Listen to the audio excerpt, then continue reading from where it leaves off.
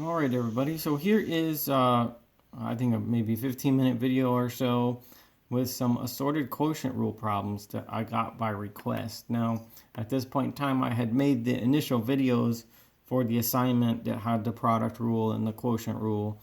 And, I always like to leave, some of the problems in the videos are identical to the ones in the assignments, or they're very close. And then some of them aren't, because I'd like to give you a chance to figure things out for yourself. That's part of learning to do math, is to try to gain the ability to figure out how to do a problem that you haven't seen before anyway.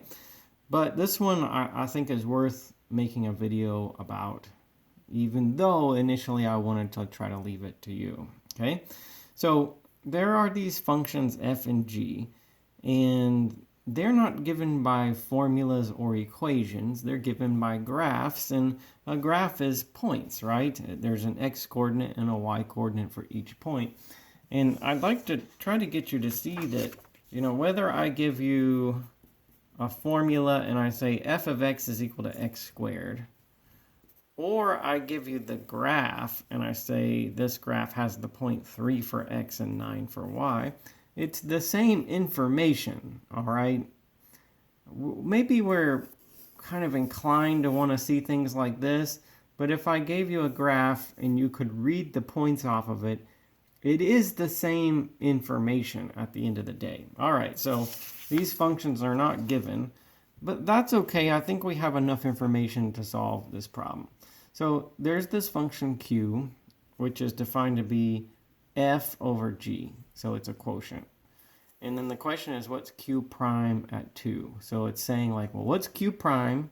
And then what if you put 2 in for x? All right. Now, I think initially this is easy to answer because we use the quotient rule, right? That's how you take the derivative of some function that was actually one function divided by another. So we'll say, well, I wrote g. We'll say q prime of x, meaning I'm not putting a number in yet. I'm just finding out what q prime is. Well, that'll be done by the quotient rule, and that's f prime x times g of x minus g prime x times f of x all over g of x squared. All right, so that's what we need to evaluate at 2. So if I'm looking for q prime at 2, it just says, well, so what's that going to be if the x is 2? All right, so let's see. F prime at 2, g at 2, minus g prime at 2 times f of 2 over g of 2 squared. All right, some of this information is easy to get. Like f of 2, what does that mean? It means for the function f, if you let x be 2, what do you get for y? So whenever I, let's say, look back at this graph, you see how this graph is y is equal to f of x? If the point is given 2 for x, 7 for y, then in function notation, that says f of 2 is equal to 7. Those are different ways of saying the same thing. X is 2, y is 7, or in the function f, if you plug in 2 for x, you get 7 for y, same thing. So like f of 2 right there, I know this number is going to be 7. F of 2 is 7 by way of the information given on the graph. And then g of 2, that's also easy. Now when you do your assignment, if I was drawing the graphs for you and if I was making the assignments myself, I would make them easy to read. You might find like it's pretty obvious looking at the grid that that point is 6 to the right and 3 up. All right, that might be the way that you see it.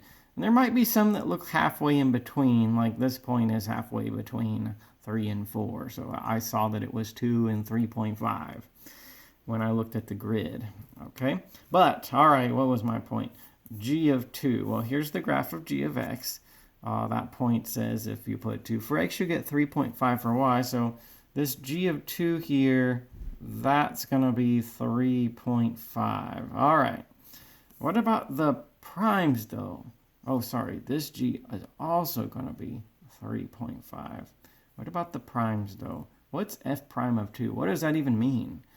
Well, one way to think about the derivative, one of many, many, many ways to think about the derivative, the only way I've really told you so far, we'll learn other interpretations and uses of the derivative, but one way to think about the derivative is it tells you the slope of the curve at a point. So f prime 2 is the slope right there at that spot. You see this curve f of x. How steep is it right here? Well, it turns out it's a straight line right there. It's pretty easy to figure out how steep a line is. So like I could do like this. I could say, you see that spot right there? The slope at that spot is f prime 2, all right? So what's the slope here? Well, this line, in fact, the points are given that it goes through 2 and 7 and 3 and 8. So the slope of this spot, or that line by extension, is going to be 8 minus 7. That's the rise, 8 minus 7, over 3 minus 2. Okay, so that's going to be 1. The slope of this line is equal to 1. All right, so that's like saying f prime at 2 is 1, because on the curve f, the slope at the point 2 is equal to 1. So f prime 2 is equal to 1. Now I know that number. What's g prime at 2? Well, so here is the graph of g. There's the point where x is 2. Let's see if we can figure out what the slope there is.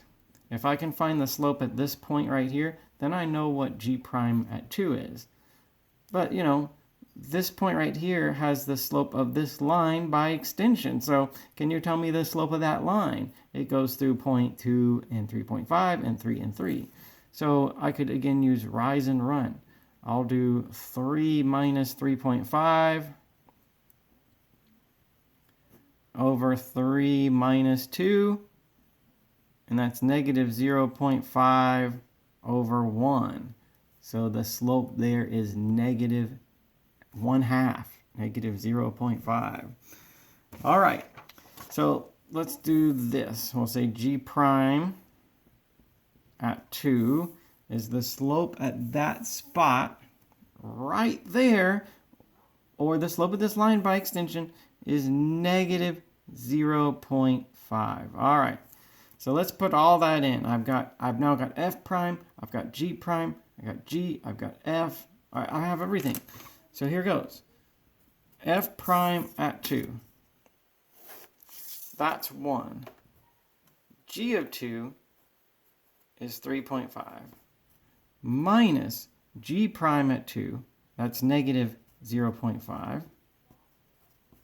So there's a subtraction in the quotient rule, but then that g prime 2 is negative, and then f of 2 is 7. Okay?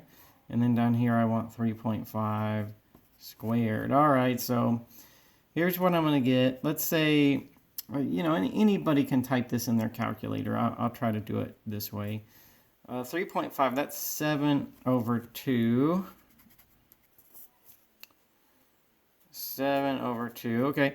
And then that's 2 negatives right there. That's going to be plus, and that's a half times 7, so that's also 7 over 2. So I got 7 over 2 like that.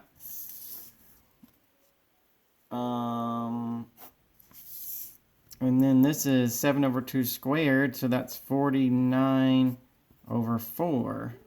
So this is 7, and that's 49 over 4. So I'll get 28 over 49 if I divide it. And then if I cancel a factor of 7, common to both those, I'll get 4 over 7. All right. So there's your q prime at 2.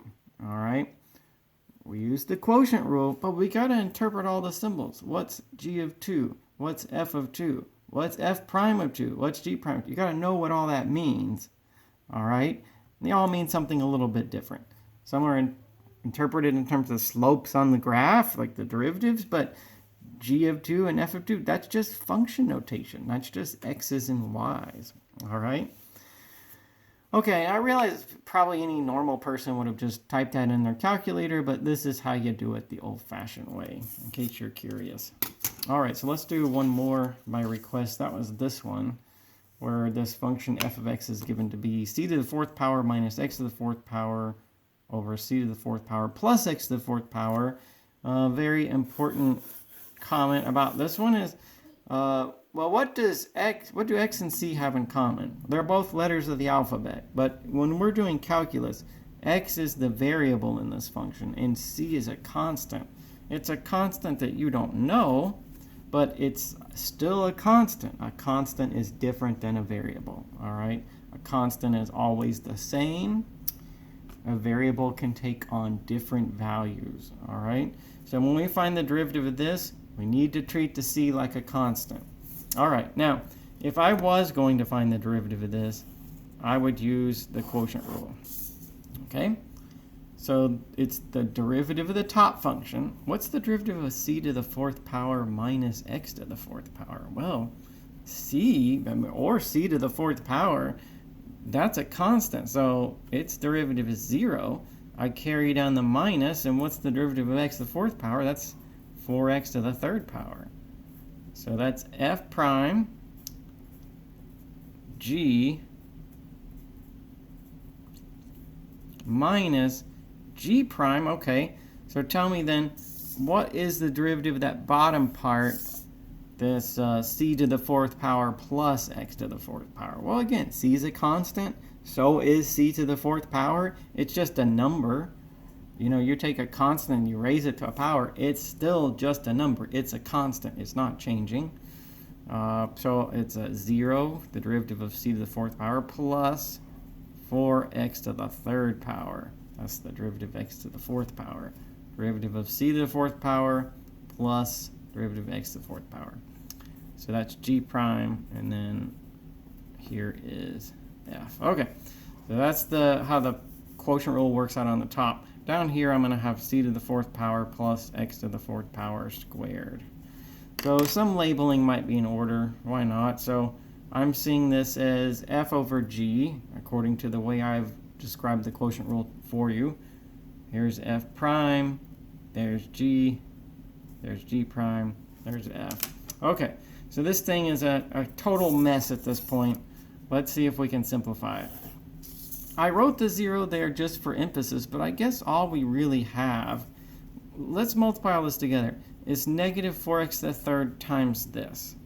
So I get negative 4x to the third times c to the fourth power minus 4x to the, well, what's 4x to the third times x to the fourth? You add the exponent, so 4x to the seventh power. Okay, so over here I have now the 0 I wrote for emphasis, but it's not there. This is negative 4x to the third. What's negative 4x to the third times c to the fourth? That'd be negative 4x to the third times c to the fourth. That's what it would be. And then what's negative 4x to the third times negative x to the fourth? Negative 4x to the third, negative x to the fourth. That's going to be positive. Negative times a negative. 4x to the seventh. All right. So that's looking a little bit better.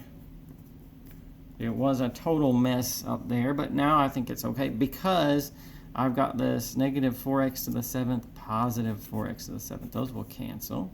And then I notice that these are in fact like terms. They're both x to the third, c to the fourth. They're the same thing, okay? So I'm going to combine those, a grand total of 8.